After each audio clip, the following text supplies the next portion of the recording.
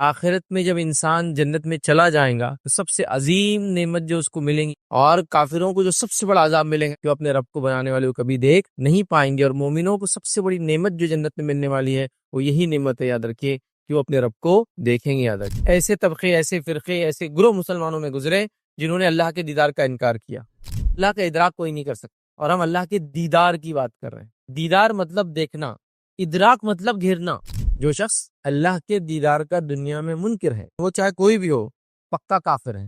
اللہ کا دیدار ہم دنیا میں کیوں نہیں کر سکتے؟ رسول اللہ صلی اللہ علیہ وسلم نے فرمایا، بے شک اللہ تعالیٰ سوتا نہیں ہے، اور نہ سونا اس کی شان کے لائق ہے۔ وہ میزان کے پلڑوں کو جھکاتا ہے اور اٹھاتا ہے۔ رات کے اعمال دن کے اعمال سے پہلے، اور دن کے اعمال رات سے پہلے اس کے سامنے پیش کر دیے جاتے ہیں۔ اس کا جو ہے پردہ نور ہے، اور اس پردے کو کھول دے تو اس کے چہرے کے نور جہاں تک پہنچیں گا اس کی مخلوق کو جلا ڈالیں گا۔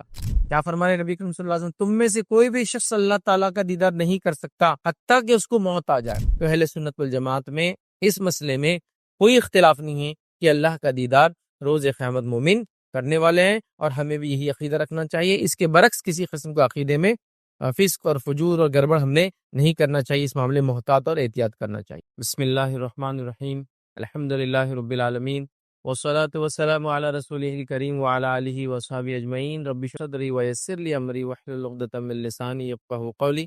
وقال عز وجل فی القرآن المجید، اعوذ باللہ من الشیطان الرجیم، بسم اللہ الرحمن الرحیم، وجوہ یومئذ ناظرہ الی ربها ناظرہ۔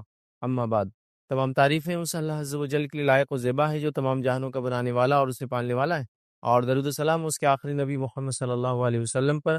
میں آپ سب کا استقبال اسلامی طرز سے کرتا ہوں۔ السلام علیکم ورحمۃ اللہ وبرکاتہ۔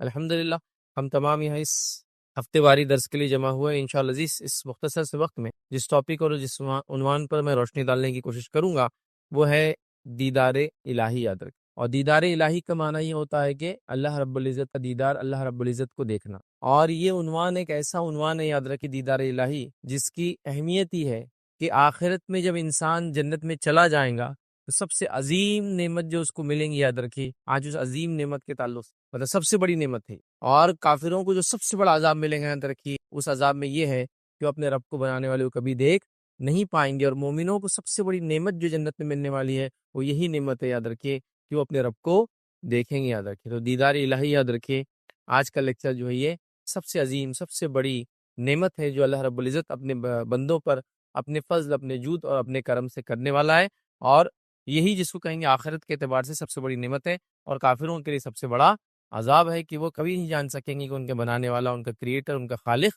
کون ہے۔ یاد رکھیں، تو لہٰذا اللہ رب العزت کو دنیا میں تو ظاہر سی بات ہے انسان کے لیے دیکھنا ناممکن ہے، لیکن یہ نعمت جو ہے انسان کو جو ہے آخرت میں ملیں گی۔ یاد رکھیے، اس چیز کو بھی ہم کو سمجھنا ہے۔ یاد رکھیے، تو یہ آخرت کی نعمت ہے، اور اس کا وعدہ اللہ رب العزت نے ہر مومن کے، ہر متقی کے لیے کیا ہے جو جنت میں جائیں گا اور وہ پھر اپنے رب کا دیدار کریں گے۔ آئیے اس کے تعلق سے ایک حدیث دیکھتے ہیں۔ حدیث یاد رکھیے اس طرح سے کہ صحیح مسلم کی روایت، اللہ کے رسول صلی اللہ علیہ وسلم فرماتے اور کہتے ہیں، یاد رکھیے، اس طرح سے حدیث یاد رکھیے، اور جو ہے صہیب رومی رضی اللہ عنہ اس کے راویوں فرماتے ہیں کہ اللہ کے رسول صلی اللہ علیہ وسلم نے فرمایا، جب جنت والے جنت میں داخل ہو جائیں گے اور اس وقت اللہ تبارک و تعالیٰ فرمائیں گا، تمہیں کوئی چیز چاہیے جو تمہیں مزید عطا کروں؟ مطلب جنت میں پوچھا جائے گا، کیا تمہیں یہ جو میں تمہیں اور دوں چیز جو ہے تمہیں مزید عطا کروں؟ وہ جواب دیں گے کہ کیا تو نے ہمارے چہرے کو روشن، تو جنتی کہیں گے، اللہ تو نے ہمارے چہرے کو کیا روشن نہیں کیا؟ کیا تو نے ہمیں جنت میں داخل نہیں کیا؟ مطلب یہ لوگ جواب دے رہے کہ اللہ تو نے ہمارے چہرے کو روشن، مطلب جنتی، تو نے ہمیں جنت میں داخل اور دوزخ سے نجات نہیں دی، ہم کو دوزخ سے نجات دی۔ آپ صلی اللہ علیہ وسلم نے فرمایا، چنانچہ اس پر اللہ رب العزت جو ہے پردہ اٹھا دیں گا، تو انہیں کوئی چیز ایسی عطا نہیں ہوگی جو انہیں اپنے رب عز و جل کے دیدار سے زیادہ محبوب۔ جب جنتی جنت میں چلے جائیں گے، نعمتوں کا فائدہ اٹھائیں گے، تب اللہ رب العزت ایک سوال کریں گا، کیا تمہیں کچھ اور چیز چاہیے مزید؟ جنتی کہیں گے، اللہ تیرا فضل ہے، تو نے چہرے کو روشن کیا، مطلب جنتیوں میں رکھا، جنت میں ڈالا، جہنم کی نجات دیا، اب کیا باقی ہے؟ تو اللہ رب العزت پھر پردہ ہٹا دیا جائیں گا اور وہ اپنے رب کو دیکھیں گے، اور اللہ کے رسول صلی اللہ علیہ وسلم فرماتے اور کہتے ہیں، اور اللہ رب العزت کے دیدار سے زیادہ محبوب، مطلب یہ سب سے محبوب چیز ہوں گی، یاد رکھیں، اس کا مطلب وہ جنت کی سب سے بڑی نعمت یہی ہے، اور جہنمیوں کا سب سے بڑا عذاب بھی یہی ہے۔ جنتیوں کی سب سے بڑی نعمت یہ ہے کہ اپنے رب کو پیدا کرنے والے کو دیکھ پائیں گے، اور جہنمیوں کا سب سے بڑا عذاب یہ ہوگا کہ اپنے خالق کو کبھی دیکھ نہیں پائیں گے، یاد رکھیے، تو یہ بڑی اہم چیز ہے۔ اور اس کے بعد اللہ کے رسول صلی اللہ علیہ وسلم نے سورہ یونس کی آیت نمبر 26 کا ایک حصہ تلاوت کیا اور فرمایا اور کہا للذین احسنوا الحسنى وزیادہ۔ اللہ کے رسول نے یہ آیت کا حصہ پڑھا اور فرمایا، جس کا ترجمہ یہ ہے، جن لوگوں نے بھلائی کی ان کے لیے خوبصورت خوبصورت جزا ہے، مطلب خوبصورت بدلہ ہے، اور مزید ان کے لیے ہے، اور مزید ان ترجمہ یہ اس کا معنی اور مفہوم مفسرین نے اور محدثین نے لیا، مزید ان کے لیے مطلب دیدار الہی، جو انہوں نے کیا اس کا خوبصورت بدلہ ہے، اور جو انہوں نے کیا اس کا مزید اضافہ میں مزید اضافے میں دیدار الہی، اور وہ حدیث صحیح مسلم کے نعمت ملیں گی، اللہ سوال کریں گا، پھر اپنا دیدار کروائیں گا، اور یہ سب سے بڑی نعمت ہوں گی، یاد رکھو، اور یہ زیادہ ہے، جنت میں جانا یہی سب سے بڑی نعمت تھی ایک انسان کے لیے، مطلب جہنم سے نجات، اور زیادہ ان کو دیا جائے گا، اور زیادہ سے مراد اللہ رب العزت کا دیدار ہے، یاد رکھے، تو لہٰذا اللہ رب العزت کا دیدار یاد رکھیے، یہ بڑی عظیم نعمت ہے۔ اس عظیم نعمت کو حاصل کرنے کے لیے انسان کو جد و جہد اور کوشش کرنا پڑیں گی۔ سب سے پہلے تو ایمان لانا، چاہے وہ جس درجے کا بھی ہو، کیونکہ ایمان والا ہی جنت میں جائے گا، مشرک اور کافر جنت میں کبھی نہیں داخل ہوں گے، جب کبھی داخل نہیں ہوں گے تو کبھی رب کو دیکھ بھی نہیں پائیں گے، یاد رکھیں، تو لہٰذا یہ کنڈیشن ہے۔ بہرحال آج ہمارا ٹاپک یہ نہیں ہے کہ کون کون سے اعمال کی وجہ سے دیدار الہی ہو سکتا ہے، لیکن بیسک کرائٹیریا اور کنڈیشن تو یہ ہے کہ ایمان والا کفر کی حالت میں نہ، اور پھر وہ اعمال کرے جن اعمالوں کے ذریعے انسان جنت میں جاتا ہے، ان اعمال سے بچنے میں جاتا ہے، اور پھر خواہش رکھے دیدار کرنے کے اللہ کے، تو یہ تمام چیزیں مل کر پھر ایک مومن بندہ اللہ کا دیدار کا، ٹھیک ہے، تو لہٰذا یہ ہم نے دیکھا۔ اب آئیے دیدار الہی کے تعلق سے کچھ باتیں ہم دیکھتے ہیں حدیث کی جو قرآن میں ملتی ہے، اور ساتھ میں جو ہے آج کے ٹاپک کو ہم دو حصوں میں دل کریں گے یا دو حصوں میں بانٹیں گے۔ پہلا دیدار الہی کے تعلق سے ہم دیکھیں گے کہ قیامت کے دن اللہ کا دیدار برحق ہے، یہ ہونے والا ہے، اور دوسرا ٹاپک دیکھیں گے کہ دنیا میں اللہ کو ہم کیوں نہیں دیکھ سکتے، یا دنیا میں اللہ کو کیوں کوئی نہیں دیکھ سکا، ٹھیک ہے، تو یہ دونوں باتوں کو ایک ساتھ لیں گے تاکہ ساری کلیریفیکیشن ایک ساتھ ہو جاتی ہے۔ تو آئیے سب سے پہلے دیدار الہی، اللہ کا دیدار حق ہے، یہ بات میں اس لیے کہہ رہا ہوں کہ ایسے طبقے، ایسے فرقے، ایسے گروہ مسلمانوں میں گزرے جنہوں نے اللہ کے دیدار کا انکار کیا، جس میں سب سے پہلے جو ہے معتزلہ، ٹھیک ہے، یہ وہ فرقہ تھا، یاد رکھے، جنہوں نے دیدار الہی کا انکار کیا اور قرآن کو سنت کے بغیر یا منمانی تشریحات سے انہوں نے قبول کیا، یاد رکھے، اور یہ فرقہ عروج پہ تھا، خاص طور سے جب امام احمد بن حنبل رحمہ اللہ حیات تھے، اور ان کے حیات میں یہ سیاسی طاقت بن گیا تھا، کیونکہ اس زمانے کا جو خلیفہ تھا اس نے جو ہے اہل سنت والجماعت کو چھوڑ کر، یاد رکھی، اس میں ہو جا کر شامل ہو گیا تھا۔ حالانکہ فرقہ اس سے پہلے موجود تھا، لیکن ابھی صرف کتابوں کی شکل میں، تحریری شکل میں، تقریری شکل میں اپنی تحریک کو پھیلا رہے تھے، لیکن ابھی ان کو پولیٹیکل طاقت نہیں ملی تھی، یاد رکھے، اور جب یہ کام تب بھی کر رہے تھے جب امام شافعی موجود تھے، یاد رکھے، امام شافعی رحمہ اللہ نے ان کے خلاف پورا محاذ کھڑا کر دیا تھا، اور ان کے خلاف بات کرتے تھے، اسی کے اس میں امام شافعی کو جو ہے نظر بند کر دیا گیا، مطلب جیل میں تو نہیں ڈالا گیا، لیکن ہوتا ہے نا ایک گھر میں لے جا کر رکھ دینا، اور اس گھر سے آپ باہر نہیں نکل سکتے، کیونکہ امام شافعی کر رہے تھے۔ حالانکہ ابھی یہ پولیٹیکلی طاقت میں نہیں آیا تھا فرقہ، ابھی صرف یہ اپنی تحریکوں کو پھیل، لیکن یہ انفلوئنشل ہو چکے تھے، منسٹر لیول تک وغیرہ جا چکے تھے، تو لہٰذا امام شافعی کو بھی سامنا کرنا پڑا۔ اسی کے اس میں سلسلے میں آپ کو جو ہے حجاز سے نکال کر جو ہے بغداد بھیج دیا گیا، کہا، خلیفہ نے کہا بلا لو ان کو، کیونکہ کمپلین کی گئی وغیرہ وغیرہ کی یہ عجیب و غریب باتیں پھیلاتے ہیں، نعوذ باللہ، حالانکہ حق کی بات کر، کتاب و سنت کی بات کرے، اور اسی سلسلے میں ان کا پہلی بار بغداد آنا ہوا، اور امام احمد بن حنبل سے ان کی ملاقات بھی، یاد رکھی، اور امام احمد بن حنبل نے ان کی شاگردی اختیار کی، ان سے علم حاصل کیا، ساری چیزیں۔ پھر بعد میں امام احمد بن حنبل کے زمانے میں یہ فرقہ پولیٹیکل طاقت بن گیا، اور یہ حکومت کا عقیدہ یہی ہو گیا، بہرحال تو وہ بھی گروہ میں شامل ہے جنہوں نے کہا کہ اللہ کا دیدار نہ دنیا ممکن ہے نہ آخرت، اور عجیب و غریب دلائل، لیکن اللہ کا دیدار برحق ہے، کیونکہ یہ واضح دلائل سے، اور خاص طور سے بخاری اور مسلم کی روایت ثابت ہے، جس کے اندر کسی امت طبقے کو انکار نہیں، انہوں نے بھی انکار کیا، لیکن تعویلات کی، ان باتوں منمانی تشریحات کی، بہرحال تو یہ چیز ثابت ہے، تو لہٰذا ہم کو عقیدہ رکھنا چاہیے۔ آئیے چند بات کے چند دلائل دیکھتے ہیں کہ دیدار الہی، اللہ کا دیدار کیسے حق ہے۔ پہلی دلیل اس کے لیے ہم دیکھیں گے اللہ رب العزت کا فرمان کہ اللہ کو لوگ دیکھیں گے۔ اللہ سبحانہ تعالیٰ فرماتا ہے، کہتا ہے سورہ قیامت سورہ نمبر 75 اور اس کی آیت نمبر 22 اور 23 میں اللہ فرماتا ہے، کہتا ہے وجوہ یومئذ ناظرہ الی ربہا ناظرہ۔ اللہ فرماتا اور کہتا ہے اس روز جنتیوں کے چہرے جو ہے شگفتہ تر و تازہ ہوں گے اور بارونق ہوں، اللہ فرماتا اور کہتا ہے بارونق ہوں گے اور دیدار الہی سے مشرف ہوں گے۔ اس دن مومنوں کے چہرے ایک دم، جس کو ہم کہتے ہیں تر و تازہ ہوں گے، اور تر و تازہ کے ساتھ ساتھ یاد رکھیے رونق دار ہوں گے، اور وہ اللہ رب العزت فرماتا ہے دیدار الہی سے مشرف ہوں گے۔ تو یہ قرآن کی، یاد رکھیے، دلیل ہے کہ مومن اللہ کا دیدار کریں گے، یاد رکھیے۔ اسی کے ساتھ ساتھ یاد رکھیے صحیح بخاری کی روایت ہے، یہ بھی ایک دلیل ہے، جس میں عدی بن حاتم رضی اللہ عنہ، یاد رکھیے، یہ کہتے ہیں کہ نبی اکرم صلی اللہ علیہ وسلم فرمایا اور کہا کہ آپ سب سے عنقریب اللہ تعالیٰ سے ہم کلام ہونے والے ہیں، اس طرح کہ آپ کے اور اللہ کے درمیان کوئی ترجمان یا حجاب نہیں ہوں گا، یاد رکھ۔ مطلب نبی اکرم صلی اللہ علیہ وسلم فرما رہے، کہہ رہے ہیں کہ سب سے زیادہ جو ہے قریب جو ہے اللہ کے میں رہوں گا، اور جب اللہ سے ہم بات کریں گے تو کوئی ترجمان ہمارے بیچ میں نہیں ہوں گا، یاد رکھ۔ تو یہ ایک دلیل ہے کہ اللہ رب العزت کو مومن بندہ دیکھنے والا، یاد رکھے۔ اسی طرح یاد رکھیے اللہ کو ہم جو ہے دیدار کریں گے، اور یہ دیدار ہم کو ہوں گا، اس کے لیے تو بہرحال دعا کرنی چاہیے۔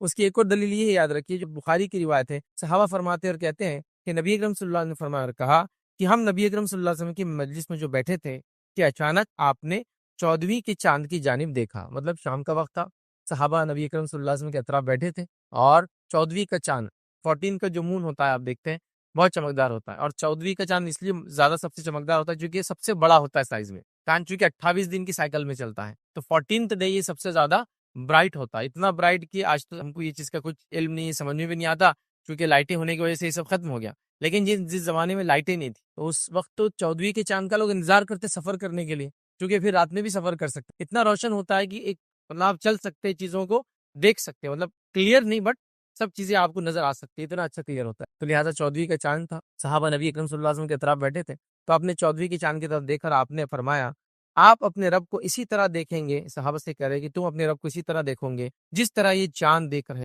مطلب تم لوگ اللہ تعالیٰ کو ویسے ہی دیکھو گے جس طرح سے چاند کو دیکھ رہے ہیں، اور رب تعالیٰ کو دیکھنے میں کوئی مشکل، اور اللہ تعالیٰ کو دیکھنے کو کوئی مشکل نہیں۔ اگر آپ نماز عصر اور نماز فجر کو وقت پر ادا کرنے کی استطاعت پاتے ہیں تو ایسا کرتے رہیں۔ مطلب 14ویں کا چاند ہے، صحابہ موجود ہے، نبی کریم صلی اللہ علیہ وسلم فرما رہے ہیں جس طرح سے تم 14ویں کی چاند کو دیکھتے ہو اسی طرح اپنے رب کو روز قیامت دیکھو گے، اور اس کے لیے جو چیز کرنا ہے وہ ایک بات بھی اس کے اندر آ رہی ہے، کہا اگر نماز عصر نماز فجر کو وقت پر ادا کرنے کی استطاعت پاتے ہو تو ایسا کرتے رہنا۔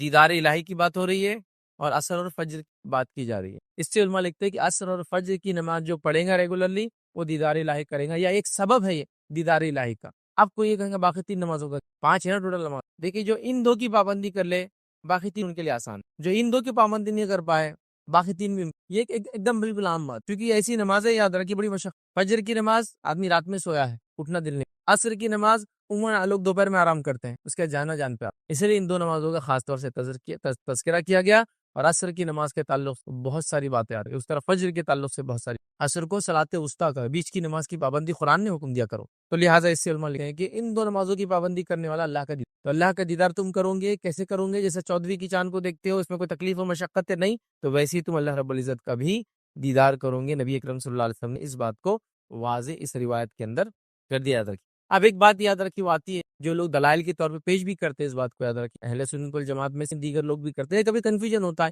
قرآن کو جب ہم پڑھتے ہیں تو دیکھیے قرآن کی آیت ہے جو سورہ انعام سورہ نمبر 6 آیت نمبر 103 اللہ فرماتا اور کہتا ہے لا الابصار وهو يدرك الابصار وهو اللطيف خبیر۔ یہ آیت یاد رکھیے بہت سے لوگ پیش بھی کرتے ہیں جو قرآن کو یا سنت کو ایک ساتھ نہیں سمجھتے ہیں، منمانی کر کے سمجھ کرتے ہیں، تو وہ لوگ یہ آیت پیش کرتے ہیں کہ اللہ فرماتا لا الابصار، کیا ہے اس کا ترجمہ؟ اسے نگاہیں نہیں پاتی اور وہ سب کو نگاہوں کو پاتا ہے، مطلب اللہ کو کوئی نہیں دیکھ سکتا اور وہ سب کو دیکھ رہا ہے، یہ اس کا انتر، تو وہ لوگ لا کے اس کو پیش کرتے ہیں۔ لیکن یاد رکھیں یہاں جو بات ہو رہی ہے یہ بات بالکل کہ اللہ کا ادراک کوئی نہیں، اور ہم اللہ کے دیدار کی بات کریں۔ دیدار مطلب دیکھنا، ادراک مطلب گھیرنا، مطلب کیا ہوا جو ہم بات کریں کہ اللہ کا دیدار ہم کریں گے کیسے؟ جیسے 14ویں کی چاند کو کرتے ہو، ٹھیک ہے، تو 14ویں کی چاند کو ہم دیکھ سکتے ہیں، دیدار کر سکتے ہیں، اس کا ادراک کر سکتے ہیں، اس کو گھیر سکتے نہیں۔ چاند کتنا بڑا ہے آپ کو بتائے، ادراک میں کتنا بڑا ہے، وہ آئیں گا کتنا چوڑا ہے، لیکن ہم وہ سب نہیں دیکھ سکتے، خالی کیا کر سکتے ہیں اس کو یہاں سے زمین پہ سے دیکھ سکتے ہیں، دکھتا تو ہے نا، ادراک نہیں کر سکتے اس کا گھیراؤ کتنا بڑا، چاند بہت بڑا ہے، ہم کو تو بالکل اتنا چھوٹا دکھتا ہے، یاد رکھیے، ٹھیک ہے، تو لہٰذا یہاں جو ہم بات کر رہے ہیں یاد رکھیے وہ دیدار کی ہے۔ پرانی آیت بھی جو بات کری کہ اس کو ادراک کوئی نہیں کر سکتا اور وہ سب کو ادراک کرتا ہے، تو یہ بات بالکل درست ہے، دنیا میں بھی درست ہے کہ اللہ کو ادراک نہیں کر سکتا، اور آخرت میں بھی درست ہے اللہ کا ادراک کوئی نہیں کر سکتا ہے، لیکن دنیا میں اگر اللہ کا دیدار کوئی نہیں کر سکتا لیکن آخرت میں دیدار کریں گے، ادراک نہ دنیا میں ہوگا نہ آخرت میں، دیدار دنیا میں نہیں ہوگا، مومنوں کو آخر میں، تو یہ آیت کو اس معنی میں لے، پھر آگے اللہ وہو اللطیف الخبیر، اور وہ نہایت باریک ہے اور خبر رکھنے والا ہے، تو لہٰذا اگر کوئی یہ دلیل دے کہ بھائی اس سے تو پتہ چل رہا ہے ادراک نہیں ہوگا، تو ہاں ہم بھی بولتے ادراک نہیں ہوگا، کوئی نظر اس کا ادراک نہیں کر سکتی، وہ ساری نظروں کا ادراک کر سکتا ہے لیکن اس کو دیکھ سکیں گے آخرت میں، ادراک تو نہیں کر سکتے۔ سورج ہے، ایک روایت میں اللہ کے فرمائے کہ جیسے تم سورج کو دیکھ سکتے ہو دن میں، کوئی تکلیف ہوتی ہے؟ سورج کو دیکھ سکتے آپ لیکن زیادہ دیر تک نہیں، چاند کو زیادہ دیر تک دیکھ سکتے، لیکن کیا سورج کا ادراک کر سکتے؟ اف کتنا بڑا ہے وہ، ہماری دنیا سے کتنا بڑا ہے، کئی ہزاروں دنیا اس میں سما سکتی ہے نا، تو ہم دیکھ سکتے ہیں لیکن ادراک نہیں کر سکتے. تو لہٰذا یہاں ادراک کی بات ہو رہی ہے. اور ہم بات کریں دیدار کی، تو دیدار تو آخر ہوں گا، لیکن ادراک تو وہاں بھی نہیں کر پائیں گے. جیسے چاند کو ہم یہاں سے دیکھ سکتے کتنا بڑا ہے، کتنا چوڑا ہے، حقیقی روشنی، وہ تو اس پہ جا کے پتہ چلیں گے، وہ کبھی نہیں. ٹھیک ہے، تو اس بات کو بھی ہم کو سمجھنے کی ضرورت ہے. تو کوئی اگر یہ دلیل دے تو اس کو ہم اس طرح سے سمجھتے ہیں، یاد رکھیں. اس طرح صحیح بخاری کی روایت ہے، اس میں اللہ کے رسول صلی اللہ علیہ وسلم نے دیدار کے بارے میں بیان کیا، فرمایا آپ اپنے رب کو جو ہے روبرو دیکھو گے. صحابہ سے کہا کہ تم اپنے رب کو روبرو سمجھ. اور روبرو کی جب بات آتی ہے، یاد رکھیے، تو آمنے سامنے ہونا ضروری ہوتا ہے. اور آمنے سامنے روبرو اس کو بولتے ہیں جو دکھتا ہے، ورنہ کیا بولتے ہیں، پردہ پوش، پردے کے پیچھے سے. روبرو کب بولیں گے؟ جب میں آپ کو دیکھ سکتا ہوں اور آپ مجھے دیکھ سکتے ہیں. پوچھا آپ فلاں جگہ گئے تھے کہاں؟ انہوں نے بات کی کہ آپ سے روبرو کی. آپ بولے کہ نہیں، وہ تو پردے کے آڑ میں تھے، نہیں دیوار کے ادھر سے کیے، نہیں فون پہ کیے، نہیں میسج بھیجے تھے. روبرو کا معنی تھا سامنے. تو یہ اللہ کے رسول فرمایا بخاری میں روبرو ہوں گے، اور روبرو میں دیکھنے کا معاملہ ہوتا ہے، یاد رکھیے. اسی طرح یاد رکھیے ایک اور دلیل جو ہمیں ملتی ہے کہ اللہ رب العزت کا ہم دیدار کریں گے، یاد رکھیے وہ اس طرح سے، یاد رکھیے جو ابو ہریرہ اس کو روایت کرتے ہیں رضی اللہ عنہ، اور صحیح بخاری کی روایت. آپ نے فرمایا کہا کہ صحابہ نے عرض کیا، اے اللہ کے رسول، کیا روز قیامت ہم اللہ تعالیٰ کو دیکھیں گے؟ اب ظاہر سی بات ہے، صحابہ کے سوال جو دیکھیں گے کس معنی میں ہوں گا؟ دل کی آنکھوں سے محسوس کریں گے. دیکھیں گے سے مراد یہ ہے کہ محسوس تو یہاں بھی کریں نا اللہ کی خشیت، ڈر وغیرہ سب، لیکن دیکھیں گے کیا ہم دیکھیں گے؟ فرمایا اگر مطلع صاف ہو تو کیا آپ سورج کو دیکھ سکتے؟ مطلب اگر ابر نہ ہو تو کیا تم لوگ سورج کو دیکھ سکتے ہو اور اس میں کوئی دقت محسوس کرتے ہو؟ صحابہ نے عرض کیا نہیں. پھر نبی اکرم صلی اللہ علیہ وسلم نے فرمایا کہ اگر مطلع صاف ہو، مطلب بادل وغیرہ نہ ہو آسمان میں، تو کیا تم 14ویں کی رات میں چاند کو دیکھ سکتے ہو؟ صحابہ نے کہا بغیر مشقت کہ ہاں بالکل ہم دیکھ سکتے ہیں، بغیر مشقت دیکھ سکتے ہیں. تو رسول اکرم صلی اللہ علیہ وسلم نے فرمایا کہ آپ اللہ کو بھی روز قیامت اسی طرح دیکھو گے. تو تم لوگ اللہ تعالیٰ کو بھی روز قیامت اسی طرح دیکھو گے. ادراک نہیں کر پائیں گے لیکن دیدار ہوں گا، یاد رکھیے. اور اللہ کا دیدار یہ سب سے بڑی دلیل ہے. اب آئیے اللہ کے دیدار کے تعلق سے یہ برق ہے. چھوٹا سا واقعہ سناتا ہوں امام احمد بن حنبل رحمہ اللہ کے زمانے میں، کیونکہ ان کے زمانے میں تو یہ فتنہ بڑا عام ہو گیا تھا کہ اللہ کا دیدار نہیں. تو ایک شخص کے تعلق سے آپ کو بتایا گیا کہ وہ یہ کہتا ہے کہ قیامت کے دن اللہ کا دیدار نہیں ہو. دنیا میں تو نہیں ہوگا، یہ بات تو ہے، لیکن قیامت دن بھی نہیں ہو. تو امام احمد بن حنبل اس کو جواب دیتے اور کہتے ہیں جو قیامت کے اللہ کے دیدار کا منکر ہو، وہ چاہے کوئی بھی ہو، پکا کافر ہے. جو شخص اللہ کے دیدار کا دنیا میں منکر ہے، کیا فرمانا، چاہے کوئی بھی ہو. کیونکہ اس زمانے میں کیا ہوگا معلوم ہے آپ کو، خلافت کے لیول تک لوگ بگڑ چکے تھے، اور خاص طور سے جو ہے تنزیلہ فرقہ بالکل طاقت میں آ چکا تھا، بلکہ وہ اب حکومت میں آ چکے تھے، یاد رکھیں. اور امام احمد بن حنبل میں بڑے ظلم ڈھائے انہوں نے، بڑے ظلم ڈھائے. اتنا کی روایتوں میں آتا ہے کہ آپ کو قید میں ڈال دیا گیا اور پبلکلی اتنے کوڑے مارے جاتے لا کر. آخر میں لیکن پبلک پریشر آیا، لوگوں نے دیکھا اور برداشت نہیں کر پائے، تھوڑی آواز اٹھا لی، عوام کہیں باغی نہ ہو جائے، تو بہرحال آپ کو چھوڑ دیا گیا، لیکن آپ پہ کڑی نظر رکھی جاتی تھی، جیسا اس سے پہلے امام شافعی کے ساتھ کیا گیا تھا انہی کے دور میں، ابتدائی دور میں ان کی زندگی کی، جب وہ امام شافعی کے خلاف بھی ایسی کمپلینس ڈالی انہوں نے. لیکن ابھی وہ حکومت میں سیاست کے لیول پہ آ چکے تھے، لیکن خلافت کے لیول پہ، لیکن اب تو خلیفہ ہو چکے تھے. تو آپ کیا فرما رہے ہیں، جو قیامت کے دن اللہ کی دیدار کا منکر ہو، چاہے کوئی بھی ہو، کوئی بھی ہو سکتا ہے، وہ پکا کافر ہے. پھر آگے کہتے ہیں اس پر اللہ کی لعنت اور غضب ہے. پھر آگے فرماتے ہیں کہ اللہ نے یہ نہیں فرمایا، کہ اللہ نے یہ نہیں فرمایا، کیا فرمایا؟ جو ہم نے ابھی بھرا سورہ قیامہ کی آیت دیکھی، اس کا ترجمہ ہے اس روز چہرے تر و تازہ ہوں گے اور رونق دار ہوں گے، اپنے رب کی طرف دیکھ رہے ہوں. کا یہ نہیں دیکھا قرآن کی آیت؟ پھر آگے فرمایا اور اللہ تعالیٰ خبردار ہو جاؤ کہ اللہ تعالیٰ کی یہ بات تم نے نہیں. کون سی بات؟ قیامت کے دن یہ لوگ دیدار الہی سے محروم کر دی جائیں گے. اور یہ کس کے تعلق سے بات ہے؟ دیدار الہی سے محروم کر دی جائیں گے، یہ کافروں کے تعلق سے بات ہے. یاد رکھیں، کافر دیدار الہی سے محروم کر دی جائیں گے. اور یہ آیت قرآن کی متفق 53 اور اس کی آیت میں 15 ہے، جس میں جو آیت اس طرح سے کلا انہم عن ربہم یومئذ لمحجوبون، اللہ فرماتا اور کہتا ہے کہ خبردار روز قیامت یہ لوگ دیدار الہی سے محروم کر دیے جائیں. آپ نے فرمایا جو شخص کہ اللہ کا دیدار قیامت دن نہیں ہوگا، وہ سب سے پہلے تو کافر ہے. پھر فرمایا اللہ کی لعنت اس پہ ہو، اللہ کا غضب اس پہ. کیا اس نے یہ نہیں پڑھا کہ اللہ کو وہ لوگ دیکھیں گے؟ اور کیا اس نے یہ نہیں پڑھا کہ کافر اللہ کا دیدار نہیں کر پائیں گے؟ قرآن کیا تو کافر اللہ کا دیدار نہیں کریں گے، مومن اللہ کا دیدار کریں گے. تو آپ نے ایسے شخص کو کافر قرار دیا ہے. تو لہٰذا دیدار الہی حق ہے اور یہ بہت عظیم نعمت ہے. آئیے آگے بڑھتے ہیں. اسی طرح ایک اور واقعہ آتا ہے، یاد رکھیے واقعے کو بھی دیکھتے ہیں. ایک گروہ کہا کرتا تھا کہ فرمان باری تعالیٰ، مطلب اللہ تعالیٰ کا جو حکم ہے، جو ہم نے بھی دیکھا، دن تر و تازہ ہوں گے، اپنے رب کی طرف دیکھ رہے ہوں گے، اس کے بارے میں وہ کہتے تھے اپنے رب کی طرف دیکھ رہے ہوں گے، یہ صرف جو ہے ثواب مراد ہے. ثواب مراد ہے مطلب وہ ان کو اجر ملیں گا، ایسا دیکھ رہے ہیں. ہاں یہ مراد ہے. میں نے امام مالک رحمۃ اللہ علیہ کو فرماتے ہوئے، یہ کہہ رہے کچھ لوگوں کا یہ عقیدہ، لیکن امام مالک کیا کہتے تھے وہ ریپیٹ کر رہے. امام مالک کو یہ فرماتے ہوئے سنا کہ یہ جھوٹ اللہ اللہ کے اس فرمان کا کیا جواب دیں گے؟ مطلب یہ جو جھوٹے لوگ ہیں وہ اللہ کے اس فرمان کا کیا جواب دیں گے؟ کون سا فرمان؟ سورہ مطففین آیت نمبر 15 83 کا 15 کون سی آیت ہے؟ وہی خبردار قیامت کے دن یہ لوگ دیدار الہی سے جب امام مالک کے پاس یہ بات پہنچی، کچھ لوگ یہ کہتے ہیں کہ دیدار الہی روز قیامت نہیں ہوگا، تو امام مالک کہہ رہے ہیں کہ وہ لوگ جھوٹے ہیں، اور اس کا کیا جواب دیں گے جس آیت میں اللہ فرما رہا ہے قیامت دن کافر اللہ کو نہیں دیکھ پائیں گے، جب کافر اللہ کو نہیں دیکھ پائیں گے تو اس کا الٹ کیا ہوگا؟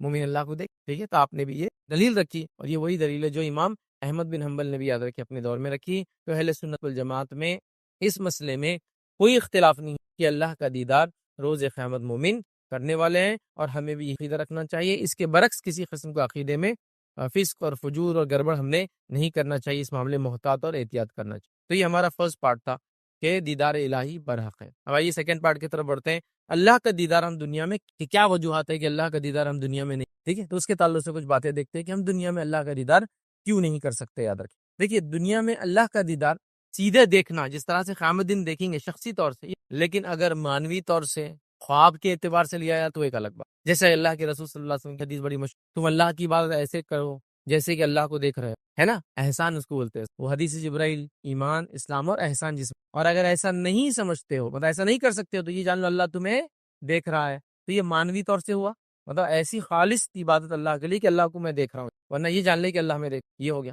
خواب کی طور پہ ہو سکتا، نبی اکرم صلی اللہ علیہ وسلم نے خواب دیکھا، آپ نے روایت فرمایا کہ کل رات میں نے خواب میں اپنے رب کو دیکھا. تو اللہ تعالیٰ کو اللہ کے رسول صلی اللہ علیہ وسلم نے خواب میں دیکھا، اور میرے رب نے میرے سینے کو چھوا، اور میں نے اپنے رب کی انگلیوں کی ٹھنڈک اپنے سینے پر محسوس. اس سے پتہ چلا خواب میں اللہ کو اللہ کے رسول صلی اللہ علیہ وسلم دیکھا. کوئی خواب کا معاملہ ہو، دنیا میں نہیں دیکھ سکتے. دوسرا پتہ چلا کہ اللہ رب العزت کے انگلیاں ہیں، اور اس کی ٹھنڈک جو ہے اللہ کے رسول فرمایا میں نے اپنے سینے پر جب اور اپنے ہاتھ رکھا تو میں نے اس کو محسوس کی. لیکن کیا ہمارے ایسی 5 انگلیاں ہیں؟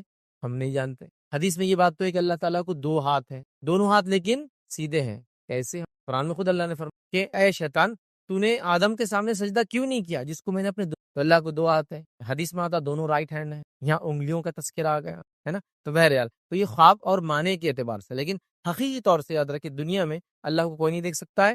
آخرت میں ہم لوگ جو ہے دیکھیں گے، لیکن ادراک نہیں کر پائیں گے، لیکن دیدار ضرور اللہ رب العزت کا ہونے والا ہے. یاد رکھیں مومنوں کا. اب دنیا میں کیوں نہیں دیکھ پائیں، اسی کچھ وجوہات میں آپ کے سامنے رکھتا ہوں یا کچھ باتیں رکھتا ہوں. سب سے پہلی چیز تو یاد رکھیں اللہ کے نبی موسیٰ علیہ السلام یہ وہ برگزیدہ نبی یاد رکھیں جن کو اللہ تعالیٰ نے جو وحی دی اس کے اندر کسی فرشتے کو نہیں. آپ کو سیدھے وحی دی جاتی تھی اور آپ نے آ کر بنی اسرائیل کے سامنے سیدھے اپنی بات رکھی. تو موسیٰ علیہ السلام سے اللہ نے سیدھے کلام کیا، جس سے آپ کا لقب پڑا کلیم اللہ.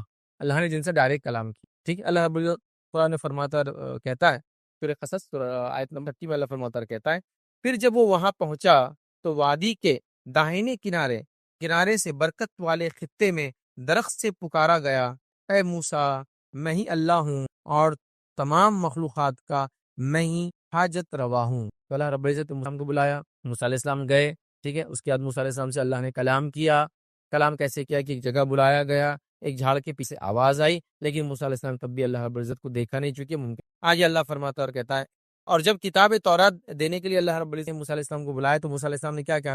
ربی ارینی انظر الیک. موسیٰ علیہ السلام گئے اللہ کے پاس اور کہا، اے میرے رب مجھے اپنے آپ کو دکھا دے، میں تجھ دیکھوں. پہلے جب آپ کو نبوت ملی جب اللہ کو دیکھا نہیں آپ نے، لیکن بعد میں وقتاً فوقتاً اللہ سے آپ کی بات ہوتے رہی. اب جب توریت لینے آپ گئے تو آپ نے ایک خواہش رکھی، اے اللہ میں تجھے دیکھنا چاہوں. ٹھیک ہے، اور موسیٰ علیہ السلام ہی وہ نبی ہے جو یہ کہہ سکتے تھے، وجہ یہ ڈائریکٹ اللہ سے بات کر رہے تھے. تو خواہش تو ہوں گی نا جس سے میں ڈائریکٹ بات کر رہا ہوں اس کو دیکھو، تو آپ نے اظہار کر دیا. اللہ رب العزت نے فرمایا، کہا اللہ تعالیٰ نے فرمایا تم مجھ کو ہرگز نہیں دیکھ سکتے، البتہ پہاڑ کی طرف دیکھو، اگر وہ اپنی جگہ پر قائم رہ جائے تو تم مجھ کو بھی دیکھ سکو گے.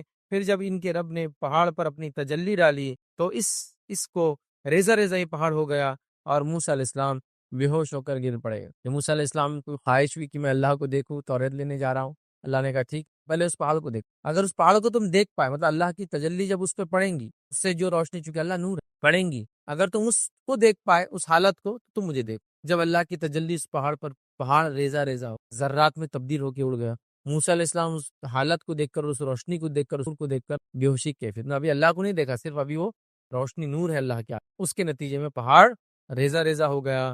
موسیٰ علیہ السلام بے ہوش ہو گئے. پھر جب اٹھے تو اللہ سے معافی مانگ لی کہ اللہ مجھ سے غلطی ہوئی کہ میں نے ایسی چیز کا ڈیمانڈ کیا. پھر جب آپ کو ہوش آیا تو آپ نے فرمایا تو پاک ہے میں تیرے طرف توبہ کیا کرتا ہوں اور میں سب سے پہلے اس حقیقت پر ایمان لانے والا ہوں. ٹھیک ہے, مطلب اللہ کو کوئی دیکھ نہیں سکتا, میں اس حقیقت پر ایمان لانے والا ہوں. تو یہاں موسیٰ علیہ السلام نے پھر توبہ کی کہ اللہ سے ایک ڈیمانڈ کیا, لیکن اسی طرح یاد رکھیں بنی اسرائیل نے کھلم کھلا موسیٰ علیہ السلام کو کہا جب تک ہم اللہ کو دیکھیں گے نہیں ہم توریت کو توریت نہیں مان. تو اللہ نے پھٹکار لگائی کہ دنیا میں ہی نہیں ہو سکے. قرآن میں اللہ رب العزت نے کیا فرما رہا کی آیت ہے, اور جب تم نے کہا اے موسیٰ ہم تمہارا یقین نہیں کریں گے جب تک ہم اللہ کو سامنے نہ دیکھ لیں, تو تم کو بجلی نے پکڑ لیا اور تم دیکھ رہے. تو اللہ نے سزا دی, سزا کے مستحق بنے. دنیا میں ڈیمانڈ کرنے کے نتیجے میں بجلی آئی, بجلی کی سزا ملی, ہلاک ہو گئے. کیونکہ اللہ کو دیکھنا تو موسیٰ علیہ السلام کے لیے پاسبل نہیں تھا, یہ ڈیمانڈ کر دی ہم کو دیکھنا ہے, تو اللہ نے ان کو سزا دیا. تو دنیا میں کوئی دیکھ نہیں سکتا, ایسی خواہش رکھنا بھی درست نہیں ہے. موسیٰ علیہ السلام نے کی, توبہ کرنا پڑا, قوم نے کی, سزا بھگتنا پڑا. تو ہم کو اس سے پتا چلا دیدار الہی دنیا پاسبل نہیں ہے, یاد رکھیے. ٹھیک ہے, اسی طرح جو ہے صحابہ میں سے ایک صحابی سے روایت کرتے ہوئے خبر دی کہ آپ صلی اللہ علیہ وسلم نے فرمایا اس بات کو اچھی طرح جان لو کہ تم میں سے کوئی بھی اپنے رب کو نہیں دیکھے گا حتیٰ کہ اسے موت آ جائے. کیا فرما رہے نبی صلی اللہ علیہ وسلم, تم میں سے کوئی بھی شخص اللہ تعالیٰ کا دیدار نہیں کر سکتا حتیٰ کہ اس کو موت آ جائے. مطلب موت کے بعد تو اللہ کا دیدار ہو سکتا ہے, جیتے جی دنیا میں دنیا کی آنکھوں سے اللہ کا دیدار پاسبل نہیں ہے, موت کے بعد ہی. تو لہٰذا اللہ کا دیدار موت کے بعد ہو سکتا ہے, دنیا میں نہیں ہو سکتا. اس لیے اللہ کا دیدار ہم دنیا میں نہیں, تو یہ موت کے بعد ہوگا. مطلب موت کے بعد کی زندگی ہے, اس میں جو حالات ہوں گے اس حالت میں ہم ادراک تو نہیں دیکھ پائیں گے, یاد رکھیے دنیا میں ہم دیکھ نہیں سے. آئیے ایک اور روایت یاد رکھیں, ابو ذر غفاری رضی اللہ عنہ فرماتے اور بیان کرتے ہیں کہ میں نے رسول اللہ صلی اللہ علیہ وسلم کیا پوچھا کہ آپ نے اپنے رب کو دیکھا ہے, کیا آپ نے اپنے رب کو دیکھا ہے, مطلب معراج میں آپ گئے تھے تو کیا آپ نے اپنے رب کو دیکھا ہے. تو جواب دیا اللہ کے رسول صلی اللہ علیہ وسلم نے, وہ نور ہے, میں اسے کہاں دیکھوں, مطلب وہ روشنی نور ہے, میں اسے کہاں دیکھوں, اسے کیسے دیکھ سکتے. نبی اکرم صلی اللہ علیہ وسلم دنیا سے گئے تھے, آسمانوں کا سفر کیا معراج میں, واپس آئے, کہ نبی حدیث میں کیا ہے, جب تک کہ موت نہ آ جائے کوئی دیکھ نہیں سکتا ہے. وہ مرحلے سے چونکہ کوئی گزرا نہیں ہے تو ظاہر سی بات ہے وہ دیکھ نہیں سکتا. تو اللہ کے رسول اللہ علیہ وسلم معراج میں اللہ کو نہیں دیکھا. جس کو دیکھا جو بات ہوتی ہے قرآن میں سورہ نجم میں جو بات ہے, یاد رکھیں لوگ اسی دلیل لے سکتے ہیں.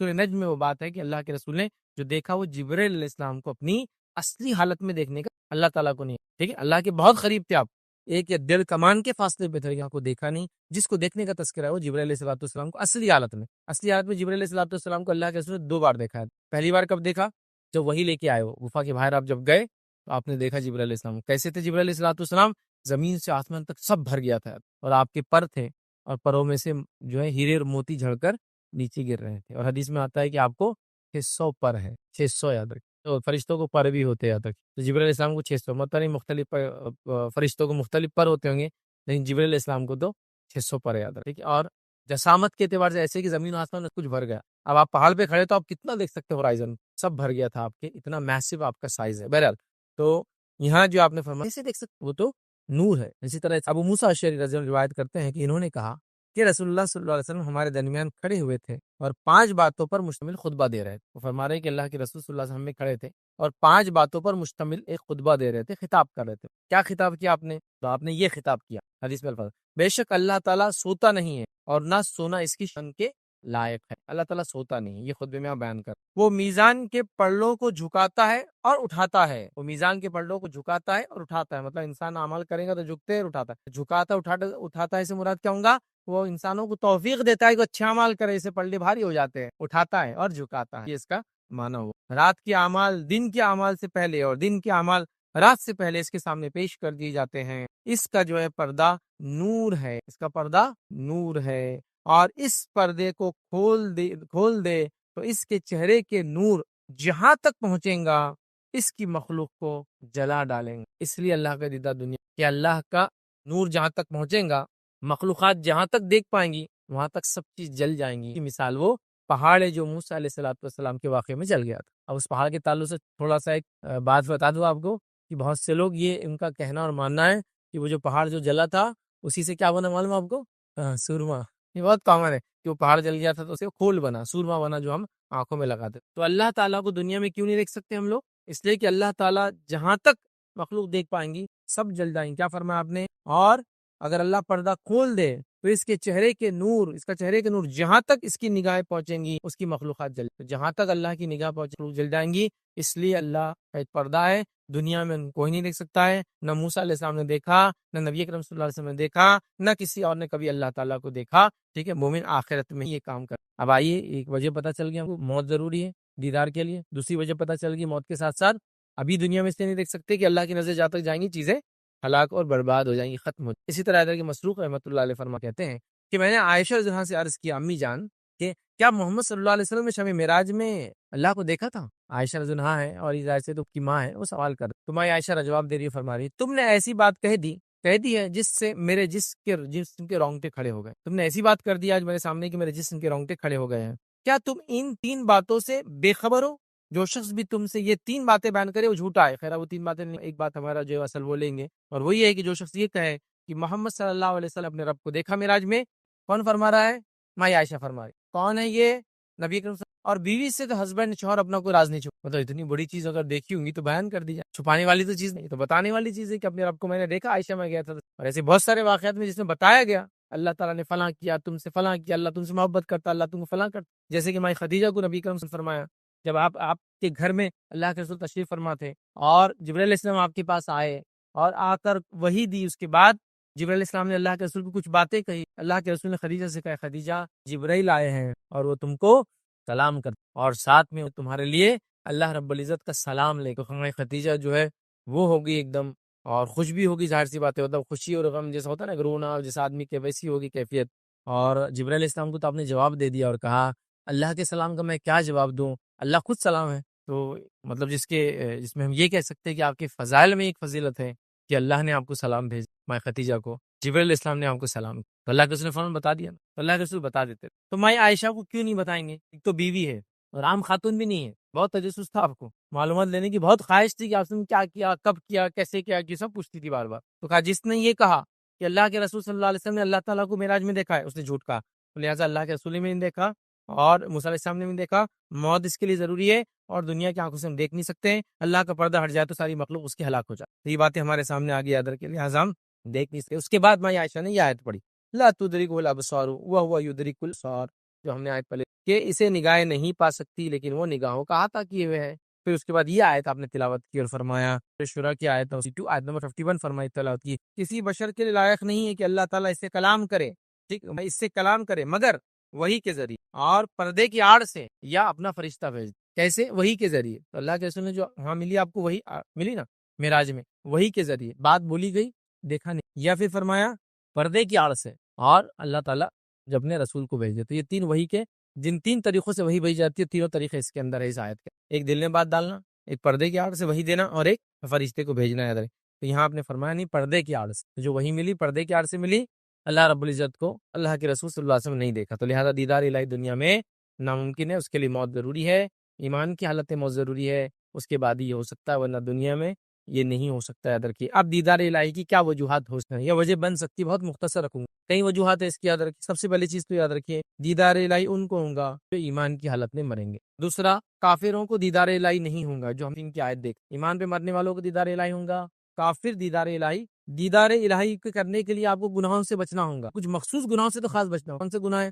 کئی روایتیں ویسے تو اور کئی گناہ ہیں، کچھ خالی یاد دہانی کے لیے رکھ رہا ہوں، ان گناہوں سے بچنا پڑے گا جس میں اللہ کے سمائے کہ اللہ تعالیٰ ایسے لوگوں پر رحم نہیں کریں گا، رحم کی نگاہ نہیں ڈالیں گا۔ بہت سارے گناہ جیسے کہ احسان کر کے جتلانے والے پہ اللہ رحم نہیں کرے گا، رحم کی نگاہ نہیں ڈالیں گا۔ اسی طرح احسان جتلانے والے کے علاوہ متکبر فقیر، اسی طرح بوڑھا زانی، اسی طرح کپڑے کو نیچے لٹکانے والا، اور بھی ایسے 3 کے الفاظ یاد ہے، 3 لوگ ہیں جو جنت میں نہیں جائیں گے، جہنم میں 3 لوگ فلاں، تو ان کے اندر یہ الفاظ ہے، نظر کرم نہیں ڈالیں گا، مطلب دیکھیں گا نہیں، جب اللہ نہیں دیکھیں گے مطلب ہم بھی نہیں دیکھیں گے، تو گناہوں سے بچنا پڑے گا دیدار ہم کو، اس طرح نیکی کو ہم کو کرنا پڑے گا، یاد رکھیں۔ اسی طرح اللہ کے دیدار کی خواہش رکھنا پڑیں گی، یاد رکھیے، تب اللہ کا دیدار ہوگا، کیونکہ حدیث میں الفاظ ہے جو اللہ کے دیدار کی خواہش رکھتا ہے تو اللہ بھی اس کے دیدار کی ہے، جو اللہ کو ملنا پسند کرتا ہے تو اللہ بھی اس سے ملنا پسند کرتا ہے۔ تو یہاں ملنا پسند سے مراد کیا ہے؟